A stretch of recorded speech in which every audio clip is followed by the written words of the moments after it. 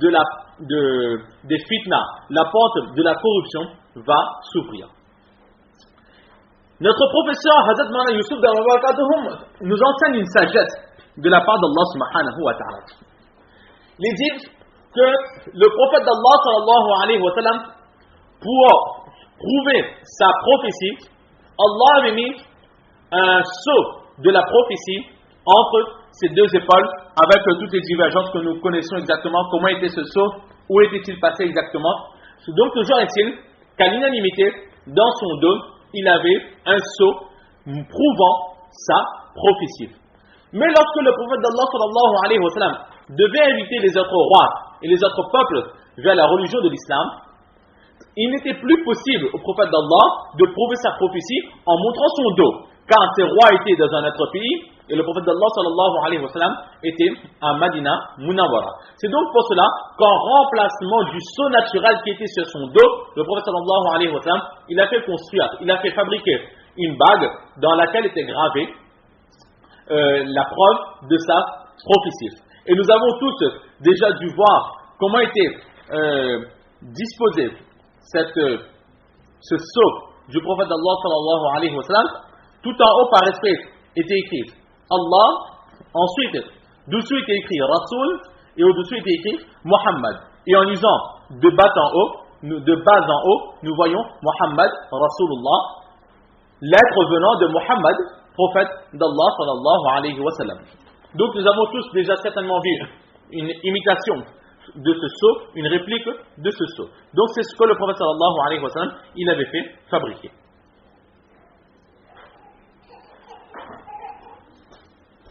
Et il dit aussi que grâce à ce sceau, personne ne pouvait affirmer, personne ne pouvait se déclarer prophète. Car la preuve même de la prophétie était le sceau qu'il y avait sur le dos du Saint-Prophète sallallahu alayhi wa sallam et aussi sur cette bague. Lorsque le prophète d'Allah sallallahu alayhi wa sallam est décédé, le sceau naturel qui était sur son dos est parti avec le prophète d'Allah, mais cette bague sur laquelle était inscrite la preuve de la prophétie du Saint-Prophète sallallahu alayhi wa sallam, elle était présente. Lorsqu'elle était avec Hazrat Abu Bakr Siddiq radiallahu ta'ala, de la même façon, personne ne pouvait affirmer être le chef des croyants sans cette bague. C'était une sûreté. Lorsque cette bague est arrivée avec Hazrat Omar radiallahu ta'ala, de la même façon, personne ne pouvait déclarer, postuler au poste de chef des croyants, car cette personne n'avait en sa possession cette bague prouvant le pouvoir de la personne. Mais lorsque Hazrat Osman radiallahu ta'ala a perdu cette bague, il est dit que à ce moment, étant donné que la preuve du pouvoir était partie, c'est à ce moment, au moment du martyr, du shahada, d'Hazrat Osman radiallahu ta'ala, que chacun a commencé à revendiquer le pouvoir, et c'est à ce moment que s'est créé les divergences pour obtenir le pouvoir. Comme par exemple, après le shahada de Hazrat Osman radiallahu ta'ala, il y a eu les divergences entre Hazrat Ali radiallahu ta'ala et Hazrat Muawiyah radiallahu ta'ala, et jusqu'à la fin, que ce soit par la dynastie, l'empire abbasside ou l'empire omeyyade, etc., qui va se suivre pendant plusieurs années, plusieurs décennies, alors il y aura toujours cette quête du pouvoir, ces querelles pour pouvoir postuler au poste de chef des croyants, et c'est donc à partir de cela que la fitna, la corruption va commencer. Donc nous voyons que ce sceau du Saint-Prophète sallallahu alayhi wa sallam n'était pas n'importe quoi, c'était en elle-même une clé qui fermait la porte de la corruption, et c'était aussi une bague, une bénédiction qui empêchait les querelles pour obtenir le pouvoir. Mais une fois que cette bague a été retirée de la communauté du Saint-Prophète sallallahu alayhi wa sallam, lorsqu'elle était perdue, alors à ce moment-là, les querelles ont commencé sont arrivées et les querelles ont débuté. Il faut savoir qu'au début, le Prophète sallallahu alayhi wa sallam, il avait fait fabriquer une bague en or.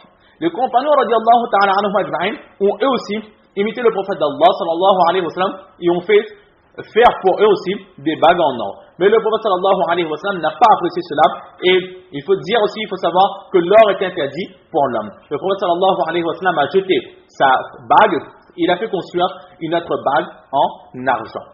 Et l'homme n'a le droit de porter comme bijoux que des bagues, les colliers, les bracelets, les boucles d'oreilles, etc. ne sont pas autorisés pour l'homme, car c'est une imitation de la femme. Et la malédiction d'Allah subhanahu wa ta'ala descend sur l'homme qui imite la femme et descend sur la femme qui imite l'homme. Allah subhanahu wa ta'ala nous en préserve. C'est pour cela que, étant donné, la bague aussi devait être interdite, mais étant donné que le prophète sallallahu alayhi wa sallam, lui-même, il l'a porté pour une raison précise, c'est pour cela que l'autorisation a été donnée. Maintenant, est-ce que c'est une autorisation générale ou pas? Lorsque le chapitre viendra, nous traiterons cela, Inch'Allah.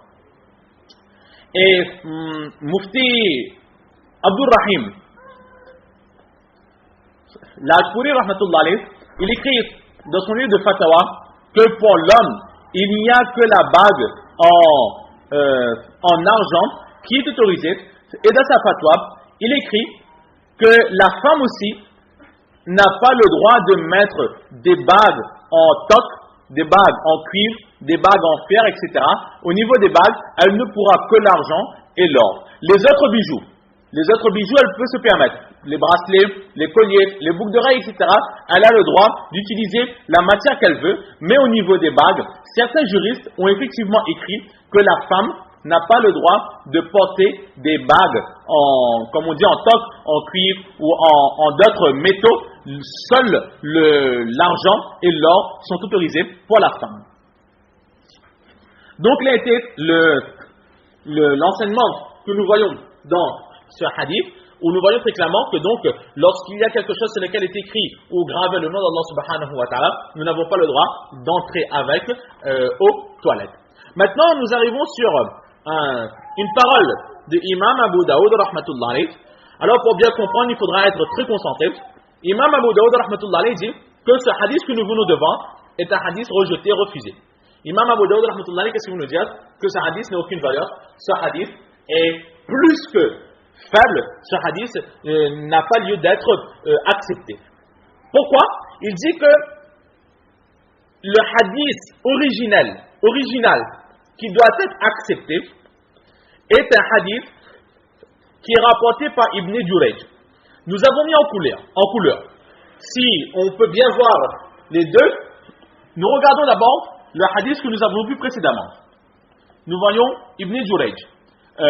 Nasr fils Ali rapporte de Abi Ali al-Hanafi, qui rapporte de Hammam, qui rapporte de Ibn Jurayj. Il est en couleur.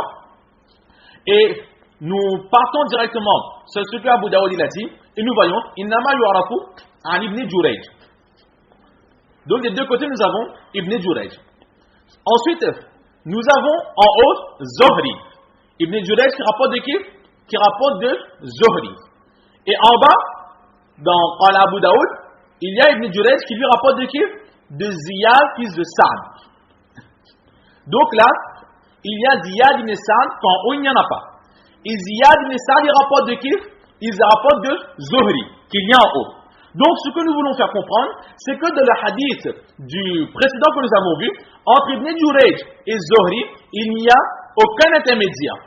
Et Imam Abu Daoud rahmatullah alayhi nous dit qu'à l'origine, entre Ibn Jurayj et Zohri, il doit y avoir un intermédiaire. En l'occurrence, Ziyad, fils de Sa'd. Or, dans le hadith d'en haut, il n'y a pas cet intermédiaire, c'est-à-dire Ziyad ibn Sa'd. Ça, c'est la première chose qu'il faut comprendre. La deuxième chose qu'il faut comprendre, c'est au niveau du texte. Hazrat Anas radiyallahu ta'ala, qu'est-ce qu'il dit? Que le prophète sallallahu alayhi wa sallam, lorsqu'il entre aux toilettes, il a enlevé sa bague. Mais Imam Abu Daoud rahmatullah dit que le hadith vraiment, qui est rapporté par Ibn Jurayj, qui rapporte de Ziyad ibn Sa'd, qui rapporte de Zohri, qui rapporte de Anas radiyallahu ta'ala, c'est quoi? C'est que le prophète sallallahu alayhi wa sallam s'était fait fabriquer une bague en argent, mais ensuite la jeter. Donc nous voyons que ce sont des mots complètement différents. Et Imam Abu Daoud rahmatullah dit que de la chaîne de transmission, nous avons vu qu'en haut il y a un manquement, et en bas il y a Ziyad ibn Sa'd en plus. Donc la vraie chaîne de narration c'est la seconde, mais en plus il y a au niveau des mots une différence totale. Deux choses complètement différentes. En haut, c'est enlever la bague au moment d'entrer dans les toilettes. Et en bas, c'est que le prophète sallallahu alayhi wa sallam s'était fait fabriquer une bague en argent. Donc, Imam Abu Daoud rahmatullah dit que déjà dans la chaîne de transmission il y a une erreur.